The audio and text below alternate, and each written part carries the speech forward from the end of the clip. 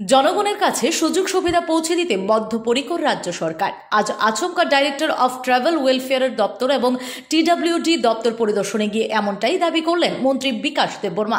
এদিন সময় মতো দপ্তরে অনুপস্থিতির কারণে 9 জন কর্মীর বিরুদ্ধে কড়া ব্যবস্থা গ্রহণ করার নির্দেশ দিয়েছেন।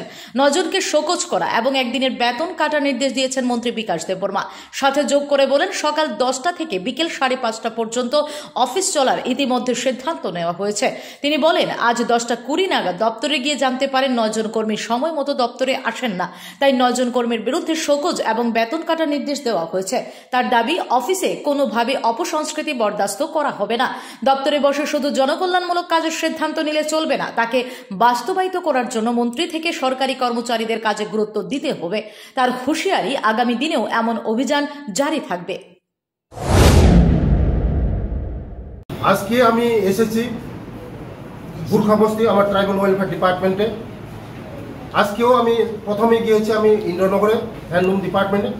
আমি এসে দেখেছি এখানে ম্যাক্সিমাম কর্মচারী, টোটাল কর্মচারী 19 জন মতন এসে নেই।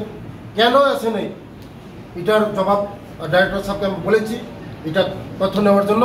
আগামী দিন কেউ যদি সময় মতন না আসে, সময়ের কাজ সময় যদি শেষ যদি না করতে, আমাদের সরকার জনপ্রিয় মুখ্যমন্ত্রীর যে নেতৃত্বে আমাদের যে সরকার চলছে, জনগণের সরকার, জনগণের স্বার্থে, গরিবের স্বার্থে।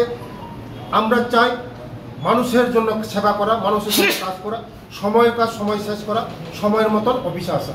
নমস্কার। Bureau report, S Bharat live 24 hours.